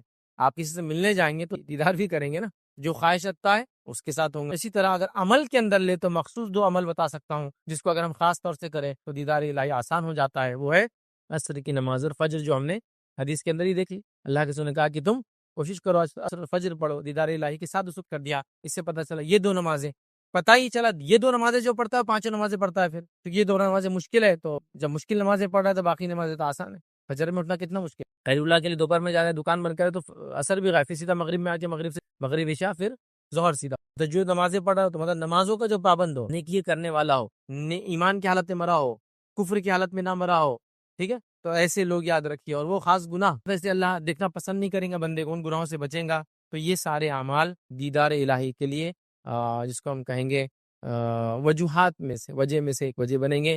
تو کچھ باتیں ہیں کہ گناہوں سے ہم بچیں، نیکی کو ہم کریں اور نیک لوگوں میں ہم شامل رہیں تو دیدار الہی ہوں گا۔ تو دیدار الہی حق ہے، اللہ کا دیدار یاد رکھیے یہ حق ہے، اور یہ جنتیوں کے لیے سب سے بڑی نعمت ہے، اور جہنم سے بڑا عذاب ہے کہ اپنے کریٹر کو کبھی دیکھ نہیں پائیں گے اور یہ اپنے رب کو دیکھ پائیں گے، اور جنتیوں کو جنت میں دیدار الہی سے محبوب کوئی چیز نہیں ہوگی، مطلب ساری نعمتیں کی پڑ جائیں گی اللہ کے دیدار کے ساتھ۔ تو لہٰذا ہم لوگوں کو اللہ کے دیدار کی طلب رکھنا چاہیے، اور حقیقی طلب یہ ہے کہ ہم نے اعمال ویسے کرنا چاہیے جس اعمال کی بنیاد پر دیدار الہی ہوتا ہے، ورنہ صرف دعائیں چالو ہے، اعمال غائب ہے، تو یہ چیزیں نہیں ملتی۔ اور امت مفسر کا حال یہ ہے، ہم دعاؤں سے کام چلانا چاہتے ہیں، عمل سے کہ اللہ مجھے نمازی بنا دے، ٹھیک ہے نا، عمل بھی تو کرو، اٹھنے کی کوشش کرو، جانے کی کوشش کرو، دل کو منانے کی کوشش کرو، نفس کو کے غلام بننے کے بدلے نفس کو اپنا غلام بناؤ، پریکٹیکلی کچھ کرو نا۔ ہم سب دعاؤں پہ چلا رہے ہیں، اللہ مجھے جو ہے فلاں چیز کروا دے، بس صرف دعاؤں سے چلا رہے ہیں، ہم وہ کرنا بھی پڑیں گا یاد رکھیں۔ تو لہٰذا دیدار الہی اگر ہم چاہتے ہیں یا مانگتے ہیں تو ہمیں ویسے اعمال بھی یہاں کرنا چاہیے جس کے نتیجے میں دیدار الہی ہوتا یاد ہے کہ تو چند باتیں ہم دیکھی تو دیدار الہی حق ہے اور اس کا کوئی انکار نہیں کر سکتا، اور ہمیں اللہ تعالیٰ سے مخصوص کے لیے دعا کرنی چاہیے کیونکہ جنتیوں کے لیے سب سے بڑی نعمت یاد رکھے۔ اسی پہ اپنی بات کو ہم ختم کریں گے۔ اللہ رب العزت سے دعا ہے کہ اللہ سبحانہ تعالیٰ ہم تمام کو ایمان کی حالت میں ہمارا خاتمہ کر اور اپنا دیدار جو ہمیں کرا، ایسے تمام اعمال سے بچا جس سے تیرے دیدار سے اللہ ہم محروم نہ رہ جائے، اور ایسے تمام اعمال کی طرف ہمیں رغبت دلا جس سے تیرا دیدار ہمیں جنت میں جو ہے نصیب ہو۔ جب تک ہمیں زندہ رکھ ایمان و اسلام زندہ رکھ، خاتمہ ایمان پر ہو۔ وآخر دعوانا الحمدللہ رب العالمین۔ سبحان ربک رب العزت عما یصفون وسلام علی المرسلین والحمدللہ رب العالمین۔ کوئی بات اس درس سے نہ سمجھی، آپ کا کوئی سوال ہو تو بسم اللہ الرحمن الرحیم، الحمدللہ رب العالمین والصلاۃ والسلام علی رسولہ الکریم وعلی آلہ وصحبہ اجمعین۔ رب اشرح لی صدری ویسر لی امری واحلل عقدۃ من لسانی یفقہوا قولی، اما بعد۔ کسی نے ایک سوال کیا وحدت الوجود کیا ہے، اس کے بارے میں تفصیلات بتائی۔ تو دیکھیے سب سے پہلی چیز وحدت الوجود یہ ہے کہ کوئی انسان یہ کہے کہ اللہ تعالیٰ ہر جگہ موجود۔ وحدت الوجود مطلب یہ کہ جو کچھ ہے دنیا میں سب اللہ ہے۔ وحدت کہتے ایک کرنے کو، وجود مطلب اس کے وجود، جو کچھ دنیا میں سب اللہ ہے۔ یہ ہے وحدت الوجود کا عقیدہ جو عموماً ہمارے پاس ہمارے اطراف میں جو قومیں پائی جاتی ہیں اس میں ہندو ہوتے ہیں، ان کا یہ عقیدہ ہوتا ہے وحدت الوجود، مطلب آپ ہے تو آپ بھی بھگوان ہے، بچہ ہے تو بچے بھی بڑا بھگوان ہے، اس میں جانور میں بھگوان، پتھر میں بھگوان ہے، ہر چیز جو وجود میں ہے سب گاڈ ہے۔ تو یاد رکھیں وحدت الوجود کا اسلام سے کوئی تعلق نہیں۔ اللہ تعالیٰ کے تعلق سے ہم جاتے ہیں، اللہ کی ذات ایک، وہ کہاں ہے وہ بھی ہم کو معلوم ہے۔ الرحمن علی العرش استویٰ، رحمان عرش پر استوا کیے ہوئے، تو ظاہر سی بات ہے ہر جگہ موجود بھی نہیں ہے، ہاں اس کا علم ہر جگہ۔ اب کچھ لوگ یہ کہتے ہیں حاضر اور ناظر، وہ اسی سے نکلتا ہے۔ دیکھیے اللہ تعالیٰ کا ناظر ہونا تو صحیح ہے، مطلب ہم کو دیکھتا ہے، ہم اس کو نہیں، وہ ہم کو دیکھتا ہے، لیکن حاضر کیسا ہو؟ آپ کسی چھوٹے سے گورنمنٹ آفیسر کو حاضر نہیں کر سکتے، کسی اسکول کالج میں جا کے ایک پیون کو اپنے سامنے حاضر نہیں کر سکتے، اللہ کو حاضر کر، ناظر اللہ دیکھنے والا ٹھیک ہے، حاضر نہیں ہے، لیکن ہاں اس کے علم سے اس کو، اگر کوئی کہے کہ اللہ کا علم ہر جگہ موجود ہے ٹھیک، لیکن اللہ نہیں ہے، تو لہٰذا وحدت وجود کیا ہے؟ ہر چیز اللہ ہے، ہر شے اللہ ہے، ہر جگہ اللہ ہے، ہر جگہ وہ موجود ہے، یاد رکھیے۔ اور اللہ رحم کرے، یہ نان مسلم عقیدے کا اثر مسلمانوں پر بھی ہے، یاد اس کے نتیجے میں بہت سارے لوگوں کو آپ دیکھیں کہتے ہیں اللہ ہر جگہ ہے۔ میں نے تو ایک چھوٹا سا کلپ تھا جس میں کہیں شاید مناظرہ ہو رہا تھا، انہوں نے اعلان کر دیا ہے کوئی اس مجمع میں اہل حدیث جو آ کے ہم سے سوال کرے، تو ایک نوجوان چلا گیا اور وہ بیچارے جو عالم صاحب اعلان کر رہے تھے سوال کر لیا، نے کہا کہ آپ نے کہا کہ اللہ تعالیٰ ہر جگہ، تو بولے ہاں، تو کیا اللہ تعالیٰ بولے پیخانے میں بھی، تو بولے ہاں، ہر جگہ بھی تو ہر جگہ ہے، جانوروں میں بھی، تو بولے ہاں، تو پھر اس نے کہا کہ پھر آپ کی عقیدے میں اور نان مسلم کے عقیدے میں کیا فرق ہے؟ وہ بھی بول رہے جانور ہر چیز، تو بہرحال انہوں نے کوئی جواب نہیں دیا، تو یہ بہت تعجب خیز بات ہے۔ تو بہرحال یہ وحدت الوجود ہے، مسلمان وحدت الوجود کا قائل نہیں ہو سکتا ہے کیونکہ یہ اسلامی عقیدہ نہیں ہے، نہ اس کی تعلیم نہ قرآن نے دی، نہ سنت نے، نہ اللہ کے رسول صلی اللہ علیہ وسلم نے اور صحابہ نے کبھی ایسا کوئی عقیدہ رکھا کہ اللہ ہر جگہ موجود ہے، ہر جگہ حاضر ہے، اس ٹائپ سے نہیں۔ تو لہٰذا یہ عقیدہ بدعقیدگی ہے، جو اس سے مرے گا یاد رکھیے وہ جہنم میں۔ اللہ تعالیٰ اس تمام قسم کی بدعقیدیوں سے ہماری حفاظت کرے۔ جی کر رہے بچوں کے لیے 2 تاریخ سے اور 15 تاریخ کے لیے مبارکباد چاہتا ہوں کہ جو اس میں بیسک جو ہے آج کل جو لینگویج پہ کمانڈ ہونا ضروری ہے، چاہے انگلش ہو، مراٹھی، اردو، 10 تک، اور اس کو جو ہے تو اسکول میں جب برابر تعلیم نہیں ہونے سے وہ جو ہے تو مراٹھی بھی نہیں آ رہی برابر، نہ اور انگلش میڈیم میں تو कई स्कूल है तो इंग्लिश भी इसमें नहीं आ सक रही हो, तो पूरा फाउंडेशन जो है तो स्कूल पे डिपेंड रहता है। जब 11-12 में आगे जाते हैं तो वो टीचर्स भी ब्लेम करते हैं कि फाउंडेशन ही अच्छा नहीं है, उसका कैसा होगा। तो आप इसके साथ साथ जो है तो एक बेसिक जो है बच्चों को कम से कम मराठी अच्छी आना चाहिए, उसको समझना चाहिए, लिखना आना चाहिए, इसी आप उसको भी अटैच कर दीजिए, उर्दू और मराठी भी। भाई ने सवाल किया कि जो हम लोग इंस्टीट्यूट खोल रहे हैं तो उसमें बेसिक लैंग्वेज का भी करें। तो देखिए, मैं लैंग्वेज के लिए हमने खास तौर से इसमें किया है, एक टीचर ही इसमें अपॉइंट किया है जो लैंग्वेज पढ़ाएगा, क्योंकि जाहिर सी बात है बच्चा कोई भी स्ट्रीम से आया हुआ, अभी इंटरव्यू के लिए जा रहा है, जॉब के लिए ओरिएंटेड कोर्स कर रहे हैं, इंटरव्यूज में इंग्लिश बहुत जरूरी है। तो हमने एक लैंग्वेज को तो उसमें कवर करने से हम पढ़ाएंगे, लेकिन मसला ये है कि बच्चे उस पर ध्यान नहीं। देखिए, आप कितना भी आप में इल्म हो, लेकिन जब तक आप एक्सप्रेस नहीं कर पाएंगे, चलिए लिख कर नहीं, लेकिन कम से कम इंटरव्यूज में तो क्या हो रहा है, आपके पास मैं जॉब के लिए आ रहा हूँ तो आप तो सवाल करेंगे ना मुझसे। अब सवाल इंग्लिश में हो रहा है, जवाब आप दे नहीं पाएंगे तो क्या होता है, आपका कितना भी हो बड़ा मुश्किल होता है। हाँ, वो साइंसदान लेवल के इंसान है तो लोग उसको फिर काउंट नहीं करते, रिसर्चर एक बहुत बड़ा तो लोग बोलते हैं खामोशी रहता है तो लोग उनके पीछे रहते हैं। लेकिन आम आदमी का तो हाल ऐसा नहीं कि उसके पीछे कंपनी पड़ी रहेंगी, है ना, ऐसा पॉसिबल नहीं होता। तो लिहाजा हमने उसको भी किया है। और आपने जिस तरफ इशारा किया है कि बच्चे मतलब स्कूल में पढ़ रहे लेकिन पढ़ते नहीं है, तो हम लोग जनरली कहते हैं BMR बोलते हैं हम इसको, बेसिक में रोड़ा, मतलब बुनियाद में रोड़ा रहता है उनके, वो आगे कुछ कर ही नहीं पाते, science, basic math, basic education, मतलब लैंग्वेज नहीं आती। तो बहरहाल इस कोर्स के अंदर हमने खास वो किया है, बल्कि इतना भी प्रोविजन किया कि अगर कोई बच्चा ख्वाहिशमंद है तो 3 महीने का इंग्लिश का कोर्स है, फ्री पढ़ सकता है, बस इंटरव्यू के लिए मतलब रेडी करने के लिए, उसको इंटरव्यू रेडी जिसको बोलेंगे हम बनाना चाह रहे बच्चे। लैंग्वेज आना जरूरी है, तो उर्दू तो हमने इंग्लिश का तो कर लिया है, दूसरे लैंग्वेज के ताल्लुक से सकता है हालात बने तो हम इंशाल्लाह इसको भी इंट्रोड्यूस करें, बट ये लैंग्वेज को तो अभी इंग्लिश के तौर पर हमने किया है। और गुजारिश करूंगा जो पेरेंट्स सुन रहे हैं, बच्चों को कुछ ना हो सके तो कम से कम एक लैंग्वेज में तो महारत हासिल, ना वो उर्दू बोल पाता है ढड़की, ना इंग्लिश बोलना आती है, और मराठी का तो बहुत बुरा हाल है मुसलमान बच्चों, ठीक है। रीजनल लैंग्वेज मराठी का इसलिए कह रहा हूँ कि दूसरे स्टेट्स में ऐसा इशू नहीं है, इंडिया में कई जगह घूमो, आप जाएंगे साउथ इंडिया में जाएंगे तो कोई मुस्लिम आपको नहीं मिलेगा जो बोलेगा मुझे तेलुगु, मलयालम, कन्नड़ और तमिल नहीं। वो आपसे बात करेंगे और मौलवी साहब कैसे क्या है और शुरू हो जाएंगे उसकी जबान में, फिर आपसे बात करेंगे, फिर तो शुरू अपनी जबान, तो गोया उसको अपनी रीजनल लैंग्वेज भी आती है और उर्दू भी बोलता है। आप कर्नाटक में जाएंगे तो आप परेशान हो जाएंगे, कर्नाटक एक बहुत हिली स्टेट है, मालूम, पूरा पहाड़ी इलाका है, और पहाड़ी इलाकों की खुसूसियत क्या होती है, स्कैटर्ड पॉपुलेशन होती है, थोड़ी थोड़ी आबादियां अलग अलग मुकामात पे रहती है, और जहां भी पहाड़ी इलाके होते हैं मल्टीपल लैंग्वेज, हर दर्रा अपनी लैंग्वेज याद करता है। तो आप कर्नाटक जाएंगे तो इतने मल्टीपल लिंगुअल उनको पाएंगे कि आप बोलेंगे इतनी जबानें कैसे बोल लेते हो, मतलब अभी इधर बात कर रहा तो आपको तो कुछ अलग ही दिख रहा है, मराठी और अरबी दिख रही है तो बोलेंगे नवाइती बोल रहा था मैं, इधर बात करेंगे तो आप बोलेंगे इसमें भी थोड़ा संस्कृत दिख रही है तो बोलेंगे मैं कन्नड़ बात कर रहा, कन्नड़ में संस्कृत के बहुत सारे वर्ड्स आते हैं। पीछे किसी से बात करेंगे आप बोलेंगे ये कौन सी बात है, तो बोलेंगे तूरू बोल रहा था मैं, फला जगह ये क्या कर रहा था, बोलेंगे बैरी बोल रहा था मैं। और साउथ कर्नाटक के अगर लोग हैं तो मलयालम भी बोलते हैं। आप अपने से अगर कोई मैंगलोर गया होगा तो ऐसा कोई आपने शहर दुनिया में रहूंगा जहाँ इतनी जबान एक साथ लोग, अरबी बोलने वाले लोग मिलेंगे एकदम फ्लुएंटली, कन्नड़ बोलने वाले लोग फ्लुएंटली मिलेंगे, बैरी, उलू, उसके बाद आपकी नवयती और मलयालम, और खुद में भी होते हैं, ये मस्जिद में मलयाली में खुतबा चालू, उसमें बैरी में खुतबा, उसमें तुलू में खुतबा, इसमें उर्दू में खुतबा, इसमें तो 5-7 जबानें तो ऐसे घर में ऐसी चल रही होंगी, क्योंकि जो सामान बेचने लोग पहाड़ी इलाकों से आते हैं वो तुलू बोलते हैं, वो कन्नड़ बराबर नहीं आते, तो इन्होंने सब्जी खरीदना है तो तू सीखे हुए, तो इतनी लैंग्वेज, ताज्जुब होता माए इतनी जबानों बच्चों से कोऑर्डिनेट करी बड़े, लेकिन मत थोड़ा अलग है। आप गुजरात भी चले जाओ तो मुसलमान गुजराती बोलता है, आप MP चले जाओ तो मुसलमान हिंदी बोलेंगे, मतलब आप हिंदी समझ, मतलब उर्दू वाले नहीं, कैसे अब जनाब वाला नहीं चलता हो, हिंदी वाला बिल्कुल आप देखेंगे वो, हाँ जब लैंग्वेज मतलब दर्स तदरीस खुतबा है तो उर्दू में रहेगा, लेकिन हिंदी बोलते हैं, बहुत बहुत अच्छी हिंदी बोलते हैं। आप उड़ीसा चल जाइए उड़िया बोलते हैं, आसाम चल जाइए आसामीज बोलते हैं, बंगाल चल जाइए बंगाली बोलते हैं, ये मसला सिर्फ यहाँ का है। राजस्थान चल जाइए तो मारवाड़ी बोले, राजस्थानी मुसलमान आप देखिए अक्सर मारवाड़ी बोलेंगे, या वहाँ की जो भी जबान है। मसला हम लोगों का जरा सेंट्रल महाराष्ट्र का बहुत खतरनाक है, हम लोग रीजनल लैंग्वेज नहीं जानते कहीं भी, मतलब आप जितना भी जो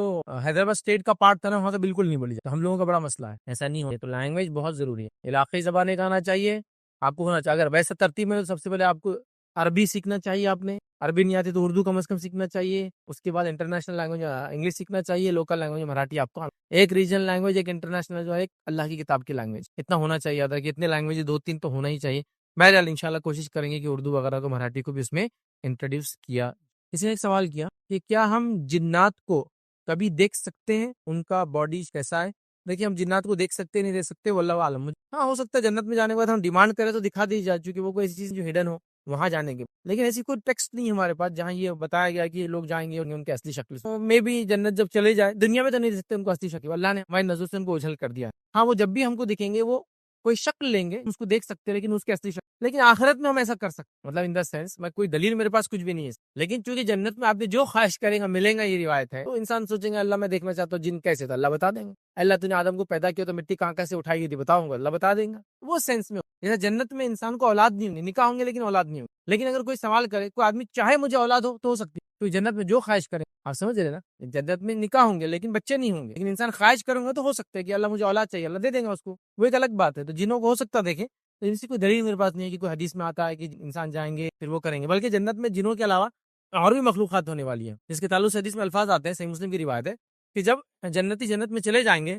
جنت کا ایک بڑا حصہ خالی رہے تو اللہ تعالیٰ اس کو آکیپائی کرنے کے، اس کے آکیپینٹس کے لیے ایک نئی مخلوق پیدا کریں گے، وہ اس کو آکیپائی، تو جنت میں آپ جانے کے بعد خواہش کر سکتے ہیں اگر یاد ہو تو سب چیزیں، کیونکہ ہم کو پتہ نہیں ہوا کیا یاد ہوں گا اور کیا نہیں ہوں گا، تو آپ جنوں کو تب دیکھ سکتے ہیں، دنیا میں اس کی اصلی حالت میں ان کو نہیں دیکھ سکتے۔ کسی نے سوال کیا محشر میں جب حساب و کتاب ہوگا کیا تب بھی اللہ کا دیدار ہوگا؟ نہیں، محشر میں اللہ کا دیدار نہیں ہوگا، ریزن مین کہ محشر میں سب ہے، مومن ہے، کافر ہے، منافق ہے، نہیں ہوگا محشر میں بھی، جب اللہ کے بارے میں حاضر ہونے کے بارے میں کچھ باتیں آتی ہیں، جھکنے کی دیکھنے کے بارے میں نہیں آتی، جھکنے کے بارے میں بات آتی ہے، اس کے بارے میں یہ ہے کہ جب اللہ حکم دے گا جھکنے تو لوگ جھک پڑیں گے، مومن جھک پڑیں گے، لیکن منافق جھکنا چاہیں گے لیکن پیٹ ان کی تخت ہو جائیں گے اور کافروں کو ہٹا دیا جائے گا کیونکہ وہ تو آلریڈی اس میں جا چکے، منافق اور مومن جمع ہوں گے، تو جب جھکنے کا حکم ہے سجدے کا، مومن سجدہ کریں گے، منافق کی پیٹ اللہ کڑک کر دیں گے، اسے پتہ چل جائے گا یہ منافق، تو منافق بھی اب نکل گئے، اللہ نے ان کو ذلیل کرنے کے لیے مومنوں میں لایا پہلے تاکہ سب مومن دیکھ لے کہ منافق نہیں سکتا اللہ کے ساتھ، دنیا مسلمان تھا نا، دھوکہ دیا تو ہاں اس کا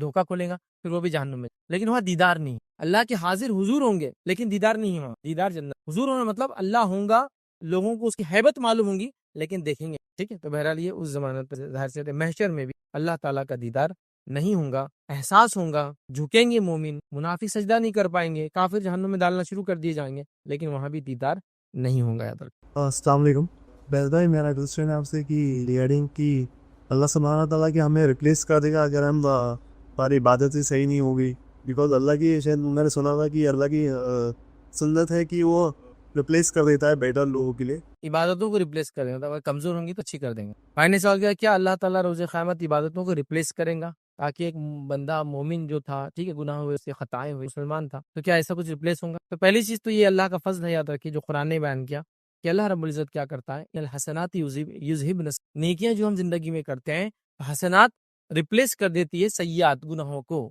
برائیوں کو، تو لہذا دنیا میں جو ہم نیکی کرتے ہیں اس سے ہماری گناہ ریپلیس ہوتے رہتے ہیں، اللہ تعالیٰ یہ کہ فضل ہے۔ اسی طرح گناہ جب کرتے تو ایک گناہ لکھا جاتا ہے، جب نیکی سوچتے ہو تو ایک نیکی لکھ دی جاتی ہے، اور کر لیتے تو پھر 1 سے 10، 10 سے 700 اور 700 کی ملٹیپل ٹائم لکھا ہے، ایک گناہ کا ایک گناہ لکھا جاتا ہے، گناہوں کو نیکیوں سے اللہ مٹاتے رہتا ہے، یہ فضل ہے اس کا، نیکی کا سوچنے پہ ایک نیکی لکھ دی جاتی ہے، کرنے پر 1 سے 10، 10 سے 700 یا 70، 70 سے 700، 700 سے بھی ملٹیپل ٹائم کر دیا جاتا ہے، اس کا فضل ہے۔ اسی طرح آخرت میں بھی ایسا ہوگا، ریپلیس ہوں گے، جیسا کہ جامع ترمذی کی روایت ہے، نبی اکرم صلی اللہ علیہ وسلم نے فرمایا اللہ تعالیٰ حکم دیں گے اس کی نمازیں حساب کیا جائے، نمازیں اس کی تولی جائے، حساب کیا جائے، فرشتے کہیں گے اللہ اس میں کمی ہے تو اللہ کہیں گے ٹھیک ہے، نوافل دیکھو اس کی ہے کہ ایڈ کر دو، نوافل سے مراد سنت موقعہ، سنت اور نفل تینوں ہوتی ہے، عبادتوں کی 2 قسم تھی، فرض اور نفل، فرض نماز اور نفل نماز، فرض نماز جیسا فجر کی 2 رکعت، اس کے اندر بعد میں 2 رکعت نفل ہے، لیکن وہ نفل موقعہ نفل ہے، اس کو کہتے ہیں سنت، ٹھیک ہے، تو سنت موقعہ بھی نفل کی قسم ہے، سنت بھی نفل کی قسم ہے، اور نفل کو نفل بھی بولتے ہیں ہم لوگ، ٹھیک ہے، تو لہٰذا اللہ کہیں کوئی نفل ہے ڈال دو، تو پھر اس کی نفل کو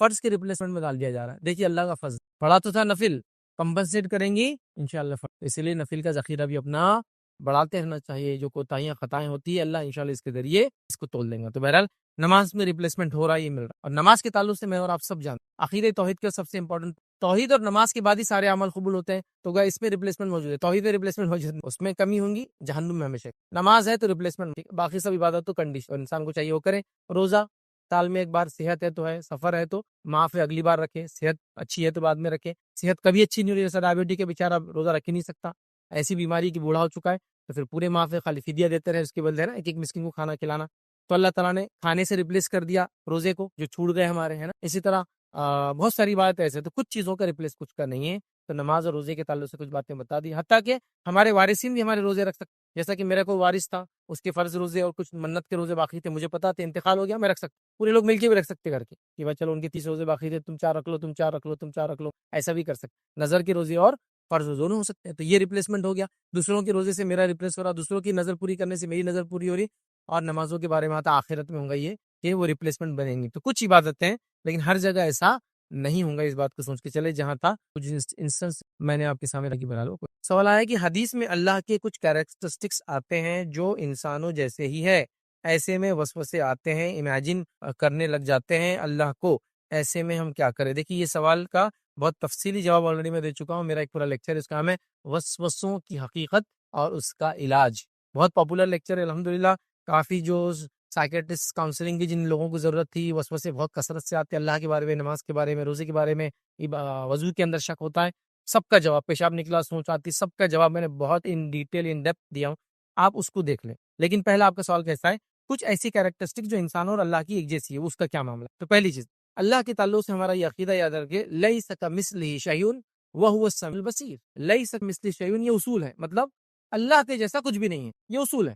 قرآن میں آ رہا ہے اللہ کے 2 ہاتھ ہے لیکن اصول لیس کمثلہ, کیسے ہم کو نہیں پتا کہ تو اس کی جیسی کوئی مثل نہیں ہے. اب جب اس کی جیسی کوئی مثل نہیں ہے تو ہم سوچیں گے کیسا؟ جنت کے بارے میں آ رہا ہے کہ کسی انسان نے گمان نہیں کیا اتنی اچھی ہے. جہنم کے بارے میں آ رہا ہے گمان نہیں کیا اتنی خطرناک. تو اللہ کی ذات کے بارے میں تو لہٰذا یہ اصولی بات ہے. تو اللہ کو 2 ہاتھ ہے, لیس کمثلہ, اس کے جیسا کچھ نہیں, مطلب کیسے ہم کو نہیں. حدیث میں اللہ کے 2 ہاتھ ہیں اور دونوں سیدھے ہیں. کیسے؟ لیس کمثلہ, ہم نہیں جانتے کیسے, بس اس کی ذات کو جیسے لائق ہے ویسے ہے. 2 ہاتھ دونوں سیدھے. حدیث کے اندر یہ بھی آتا ہے کہ اللہ تعالیٰ جو ہے قدم ہے. حدیث میں آتا ہے جب بندہ چل کے آتا ہے تو اللہ دوڑ کے آتا ہے, قدم ہے. قرآن کے اندر آتا ہے کہ اللہ کو پنڈلی ہے. کیسی؟ لیس کمثلہ, ہم نہیں جانتے کیسے لیکن پنڈلی ہے. قرآن کے اندر ہے جب پنڈلی دکھا دی جائے. ایک روایت کے اندر ہے کہ جہنم آواز دیں گے, اللہ کوئی ہے اور ڈالا جائے, کوئی ہے اور ڈالا جائے, کوئی ہے اور ڈالا جائے. اللہ کہیں گا نہیں ہے, سب چلے گا, مشرک کافر اور مشرک سب چلے گئے جہنم, لیکن پھر بھی آواز دیں گی. اللہ اپنا قدم اٹھا کے اس میں ڈال دیں گا. جہنم پناہ مانگیں گی, اللہ معافی چاہتی ہو. تو قدم کا لفظ وہاں بھی آ گیا. پنڈلی کا لفظ قرآن میں آیا, پنڈلی دکھائی جائیں گے, اور اسی سے اپنے رب کو ہم سب سے پہلے پہچانے, کیونکہ اللہ تعالیٰ ہمارے سامنے آئے گا. وہ حدیث بیان میں نہیں رکھا, ٹائم نہیں تھا. اللہ تعالیٰ جو بندوں کے سامنے آئے پردے کی آڑ سے آئیں اور کہیں گا میں تمہارا رب ہوں. لوگ کہیں گے نہیں تو, کیونکہ پردے کی آڑ سے آئیں گا تو لوگ شناخت نہیں کر پائیں گے. پھر پنڈلی دکھائے اور لوگ شناخت. پنڈلی کی کیا کیفیت ہوں گی واللہ عالم, لیس کمثلہ شیء, اس جیسا کچھ نہیں. ٹھیک ہے نا, ہے کیسی کیفیت. اللہ تعالیٰ بات کرتا ہے, کلام کرتا ہے, کیونکہ کلام کے لیے ہونٹ, منہ, زبان ہے. لیس کمثلہ شیء, ہم کو نہیں, لیکن کلام کرتا ہے, بات کرتا ہے. لیکن ہم کو بات کو کیا کیا لگتا ہے؟ زبان لگتا ہے. خالی زبان سے بات نہیں ہوتی, ہونٹ بھی لگتے ہیں. خالی ہونٹ سے بات نہیں ہوتی, زبان تارک کو لگنا پڑتا ہے. ہوا میں نہیں ہوتا ہے, زبان کو ہوا میں لال نہیں ہوتا ہے. یہ سب ہے. تو کیا اللہ کو بھی یہ آرگن ہے؟ واللہ عالم. اللہ کو چہرہ ہے, وجہ کا لفظ کئی جگہ آیا, چہرہ ہے اللہ کا. کیسا ہے؟ کیا اس میں آنکھیں اور ویسی ناک منہ ہے؟ واللہ عالم, لیس کمثلہ, اس جیسا کچھ بھی تو ہم نہیں جانتے. واللہ عالم. اللہ کو آنکھیں ہیں, اللہ کو انگلیاں بھی ہیں. ایک روایت میں اللہ کی انگلیوں کے بھی مومن کے دل ہوتے ہیں, جدھر چاہتا ہے الٹا الٹ پلٹ کرتے رہتے. کتنی انگلیاں ہیں؟ واللہ عالم, لیس کمثلہ, اس جیسا کچھ نہیں. کیا انگلیوں میں ناخن وغیرہ ایسے ہوں گے؟ واللہ عالم, ہم کچھ نہیں جانتے. کیفیت کے بارے میں کچھ نہیں جانتے, جو بتایا گیا اس کو. ایک روایت میں کہ اللہ کے فرماتے میں نے اللہ کو اپنے رب کو کل رات خواب میں دے اور اس نے میرے سینے پر چھوا اور اس کے انگلیوں کے ٹھنڈک میں نے اپنے. تو یہاں انگلیاں آ گئی, کتنی ہم کو نہیں پتا, کیسی ہوں گی ہم کو نہیں پتا, جیسے اس کے ذات کو لائق اور زیبا ہوں گی. اللہ نے استوا کیا, اس کا کیریکٹر بیٹھنا, سوار ہونا, استوا بولتے ہیں. جیسا کہ بادشاہ کا سیاہسن پہ بیٹھنے کو بادشاہ سیاہسن. اللہ کا استوا کیسے ہوا عرش پر؟ ہم نہیں جانتے, ہم نہیں جانتے, کیفیت ہم نہیں جانتے. ٹھیک ہے, امام مالک سے سوال ہوا استوا کیا ہے, تو بڑی اچھی بات کہ وہ اصولی بات بن گئی. وہ اللہ کے کیریکٹرسٹکس یا اس کے بارے میں اصولی بات ہے. الاستوا معلوم, وہ کہتے ہیں استوا کیا معلوم, وہ کیف مجہول, وہ کیسے ہوا ہم کو نہیں معلوم, وہ ہم کو نہیں پتا کیسے ہوا. دیکھیں استوا اللہ کی جب ہم بات کر کے اللہ نے استوا کیا, سوار ہوا, تو ایک بادشاہ کا سوار ہونا, ایک غلام کا سوار ہونا, ایک آدمی کا سوار, فرق ہوتا ہے نا. ایک عام آدمی کو بولی آ کے بیٹھی, وہ الگ بیٹھے گا. ایک بادشاہ کو بولی آپ بیٹھیے, ایک الگ ڈھنگ سے بیٹھے گا. ایک فقیر کو بولی بیٹھیے تو آتا نیچے بیٹھ جاتا ہے, ارے آپ اوپر آئیے, نہیں با میں کوئی. ہر کسی کا استوا اس کی ذات کے حساب سے ہو رہا ہے. تو اللہ کے استوا کے بارے میں ماتوری ہم نہیں جانتے. الاستوا معلوم, استوا کیا ہے سب کو, الاستوا مطلب بس بیٹھنا سب کو معلوم ہے. وکیف مجہول, اللہ کے بارے میں جب بات آ رہی ہم کو نہیں معلوم کیسا ہوتا. آگے انہوں نے فرمایا الاستوا معلوم وکیف مجہول, اور آگے فرمایا اور اس کے بارے میں سوال کرنا, وہ سوال بھی بدعت, اور اس کے بارے میں سوال کرنا بدعت ہے, اس لیے کہ صحابہ نے کبھی اللہ کے رسول کے بارے میں سوال نہیں. بیچ میں اور ایک جملہ میں بھول رہا ہوں, تو بہرحال یہاں استوا کے بارے میں اصولی بات پتہ. تو اللہ کی ہر چیز کے بارے میں ہم کیا بولیں گے, جیسے اللہ کی ذات کو لائق اور زیبا ہے, ہم نہیں جانتے. تو آپ کا جو سوال تھا, بہت سارے کیریکٹرز انسانوں میں آتے ہیں, وہ اللہ میں بھی. اب یہ تو میں نے فزیکل لیا, اب فزیکل کے علاوہ لوں تو اللہ سنتا, ہم بھی وہ ویسا سنتا جیسا اس کی ذات کو لائق اور زیبا ہے. ہم لوگ تو کتنا لمیٹڈ ہے, میڈیم لگتا سننے کے لیے, ہوا نہ ہو تو سنے بھی نہیں آتا, کان کام نہ کر رہا تو سنے نہیں آتا, مشین لگانا پڑتی ہے نا. اللہ کا ویسا نہیں, انلمیٹڈ, انفائنائٹ, مطلب انفائنائٹ لفظ بھی درست نہیں ہے, اس کے لیے اتنا زیادہ ہے نا. بہرحال ٹھیک ہے, تو لہٰذا سننا, دیکھنا, باخبر ہونا, علم ہونا, یہ تو پھر جو جس کو بولیں گے انسان بھی علم حاصل کرتا ہے، اللہ کو علم ہے، انسان بھی دیکھتا ہے، اللہ بھی دیکھتا ہے، لیکن اللہ کا دیکھنا کیسا ہے؟ اس جیسا کچھ نہیں ہے بھائی، لمٹ لیس انفائنائٹ جس کو بولتے ہیں، اس بات کو ہم یاد رکھیں۔ اب انہوں نے آگے کہا اب جیسا ہوتا ہے تو وسوسے آتے ہیں، پھر اب یہ وسوسے دیکھیے، ایسے وسوسے ہر مومن کو اس کی عمر میں جب بھی وہ نماز روزے کا پابند ہوتا ہے جب سے آنا چالو ہو جاتا ہے۔ اللہ کو یاد کرا تو ایک تصویر نظر آتی ہے، اللہ کو یاد کرا تو شیطان نظر آ رہا، اللہ کو یاد کرا تو بت نظر آ رہا، اللہ کو یاد کرا تو انسان نظر آ رہا، اللہ کو یاد کرا تو کوئی بھی کیریکٹر، عالم صاحب، حافظ صاحب، یہ پڑوسی فقیر کچھ بھی دکھ رہا، یہ کہاں سے ہو رہا ہے؟ اب یہ وسوسے آنا کیا آپ کی ایمان کی کمزوری کی علامت ہے؟ آپ کی برباد ہونے کی علامت ہے؟ آپ کے جہنمی ہونے کی علامت ہے؟ آپ کے ڈپریس ہونے کی علامت ہونا چاہیے؟ نہیں۔ آئیے اس کے بارے میں واقعہ سن۔ نبی اکرم صلی اللہ علیہ وسلم کے زمانے میں ایک شخص ایک صحابی ہے کہ اللہ کے رسول، مجھے اللہ کے بارے میں وسوسے آتے ہیں، ایگزیکٹ وہی سوال جو آپ نے کیا، اللہ کے بارے میں وسوسے، اور اتنے ڈینجر آتے ہیں، حدیث میں ڈینجر لفظ نہیں لیکن ان میں بہت خطرناک، اتنے ڈینجر آتے ہیں کہ بولنے سے اچھا میں چاہتا ہوں کہ میں جل کے کوئلہ بن جاؤں، میں جلا دیجیے کو مجھے اور کوئلہ بنا دے۔ انسان جل کے کوئلہ بنا، دیکھیں نا آگ میں جل جاتا تو کیسے کوئلہ بن کے، جھاڑ کوئلہ بنتا زمین میں دب کے کئی صدیوں بعد، تو انسان جل گیا تو کوئلہ بن جائے، جل کے کوئلہ بولنا میرا دل نہیں چاہتا۔ کتنے گندے وسوسے آ رہے اس کو۔ نبی اکرم صلی اللہ علیہ وسلم کیا فرما رہے معلوم؟ اللہ کا جس نے شیطان کے فریب کو وسوسہ بنا دیا۔ وسوسے کا آنا ایمان کی علامت نہیں ہے، یا وسوسہ آنا خود ایمان نہیں ہے، یاد رکھیے، وسوسہ آنا ایمان نہیں ہے، وسوسے کا آنا آپ کے ایمان ہے، اس کی علامت ہے، لیکن وسوسہ خود سے ایمان نہیں ہے۔ میں نہیں بولوں گا کہ وسوسہ ہے تو ایمان ہے آپ کا، لیکن ایمان کی علامت ہے، کیونکہ چوری کرنے چور کہاں آتا ہے؟ جہاں مال ہوتا ہے۔ تو شیطان کس کے پاس آئے گا وسوسے ڈالنے؟ کافروں کے پاس، منافقوں کے پاس، ان کو تو برباد کر چکا ہے، جہنم کا ایندھن بنا چکا ہے۔ آپ کے اور میرے پاس، مومنوں کے پاس، وہ صحابی کے پاس آ رہا تھا، بہت ڈینجر وسوسے، اتنے کیوں کہہ رہے؟ راخ ہو جانا پسند کر رہا ہوں۔ تو آپ کو بھی اگر وسوسے آتے ہیں تو بالکل مت ڈریے، امیجینیشن آتا بالکل مت ڈریے، نکال کے پھینک دیجیے اس کو۔ اب بولے وہی تو پرابلم ہے، نکل رہا نہیں، وہ آنے دیجیے جتنے آتے ہیں، ٹھیک ہے، کوشش کیجیے وہ چلے جائیں گے۔ دیکھیے وسوسوں کا علاج کیا ہوتا ہے؟ وسوسوں کا علاج ذکر و اذکار اور پڑھنے سے زیادہ، خیال کا جواب خیال سے دے، جیسا میں بتاتا ہوں، میں اچھا خاصا ہوں، کبھی کوئی پیٹ کا پرابلم نہیں، کبھی نہیں، وضو کو بیٹھا کی کبھی پرابلم نہیں ہے میرے کو، وضو کو بیٹھا کی دیکھیے اب یہ شیطان آ جاتا، وضو کر کے اٹھے، ارے یار گڑبڑ ہوگی، لگا چلو پھر سے جا، ہوا کچھ نہیں ابھی، لیکن یہ آپ کو کیا بولتا ہے؟ ہاں تیرا وضو، یہ آپ کی عبادتوں کو خراب کرنے یہاں سے حرکتیں، چلو اب یہ وضو میں آپ نے کچھ تو بھی رٹ کر لیا، اب جا کے کھڑے ہو نماز، اللہ اکبر، ہاتھ باندھے، ارے کارپوریشن کا ایک کام باقی ہے، ارے لائسنس ریول باقی ہے، ہاں آیا، اللہ کے اس نے بیان کیا، جو چیز تم بھول چکے وہ یاد دلاتا نماز، ایک دم امپورٹنٹ چیز، دواخانے میں کچھ چھوڑ کے آیا ہوا بھول جاتا نا، تب یاد دلائیں گا آپ، جب تک یاد نہیں دلائیں گے، یہ اس کی حرکت، یہ کرنا ہی ہے اس نے، اب یہ کر کے کیا کرتا ہے؟ تو نماز خراب کرتا، دوسرا 3 رکعت ہوگی، 4 رکعت ہوگی، 2 رکعت ہوگی، 1 رکعت ہوگی، نہیں 5 رکعت ہوگی، نہیں 7 رکعتوں میں ڈالیں گے گڑبڑ۔ اب اس کا کیا کریں گے؟ کیسے جواب دیں گے؟ تو اس کا جواب آپ کو یہیں سے دینا جہاں وسوسہ، جیسا وضو کے لیے گیا، وسوسہ آ رہا ہے، ہوا خارجی وضو ٹوٹ، تو آپ نے کیا بولنا؟ نہیں ٹوٹا، وضو نہیں کروں، آپ نہیں ایک بار کر لیں، اور وضو ٹوٹا اگر ہوا خارج ہوئی تو اس کی علامتیں کیا حدیث میں آتا؟ واضح ہے، حدیث میں لاتے ہیں، آپ سے فرماتے ہیں کوئی شخص شک کے بنیاد پہ وضو نہ کرے کہ ہوا خارج ہوئی، نہیں، جب تک کہ 2 چیزیں نہ ہو جائیں، یا 2 میں سے ایک نہ ہو جائے، پہلا آواز سن لیں یا بدبو آ جائے، وضو نہیں کرنا ہے آپ کو، ریپیٹ نہیں کرنا ہے، ورنہ آپ نے ایک بار کریں گے آپ کو اتنے وسوسے ڈالیں گا، ہر وضو کو آپ کو 3 بار کرنا پڑے گا، وضو کر کے اٹھے ایک بار اور کر لیتا، وضو کر کے اٹھے ایک بار اور کر، نہیں، تو آپ کیا بولیں گے دل کو؟ آج ایسی نماز، پھر وہ آتا شیطان آپ کے پاس، بغیر وضو کی نماز ہوتی کیا؟ جواب کیا دینے والا؟ بیٹا تم اتنے خیر خواہ نہیں، تم نکلو، بولنا تم نکلو، یہ خیر خواہ نہیں ہے آپ کا، یہ آپ کو وسوسہ ڈال رہا ہے، وضو ٹوٹا بول کے، صرف سمجھیے اس بات کو آپ، تو اس کو آپ کو مائنڈ سے کھیلنا پڑتا، تو آپ کو وسوسہ ڈال رہا یہ اللہ ہے، اس کو بولنا میرا رب ایسا نہیں ہے، اس کو وہاں جواب دینا اندر، جیسا اس نے بول رہا یہ اللہ، آپ وسوسہ آ گیا میرے کو اللہ کے، نہیں ویسا نہیں، یہ اللہ نہیں، آپ اس کو ریٹیلیٹ کرو، ذہن کے اندر وہ جیسا وسوسہ لا رہا ویسا اس کو رسپانس، وہ نہیں کریں گے آپ کو تو پوری زندگی خراب کرے، اور کئی لوگوں کو ایسے تو آپ کیا کریں؟ وسوسوں کی حقیقت اور اس کا علاج، میرا کمپلیٹ لیکچر ہے، 2 گھنٹے 12 منٹ کے قریب پورا لیکچر ہے، اسے کلپ مت دیکھیے، پورا لیکچر وہ کیجیے، انشاءاللہ بہت اچھے انداز سے یہ چیز کو آپ اس میں سمجھ پائیں گے کہ کیسا اس کا علاج کیا جائے گا۔ انشاءاللہ اسی پہ اپنی بات کو ہم ختم کریں گے، وآخر دعوانا الحمدللہ رب العالمین، سبحان ربک رب العزت عما یصفون وسلام علی المرسلین والحمدللہ رب العالمین۔ السلام علیکم، آپ بھی ہمارے اس کام میں تعاون کریں اپنی زکات و صدقات کے ذریعے، ڈونیشن ڈیٹیلز کے لیے ڈونیٹ پر کلک کریں۔ اگر آپ کو ہمارے ویڈیوز پسند آئے ہیں تو اسے شیئر کریں اور ثواب کے حقدار بنیں۔ روزانہ ہمارے ویڈیوز کو پانے کے لیے ہمارے یوٹیوب چینل کو سبسکرائب کریں اور بیل آئکن دبائیں۔ ہم سے دیگر سوشل میڈیا پر جڑنے کے لیے ویڈیو میں دیے گئے آئی ڈی کو سرچ کریں۔ جزاک اللہ۔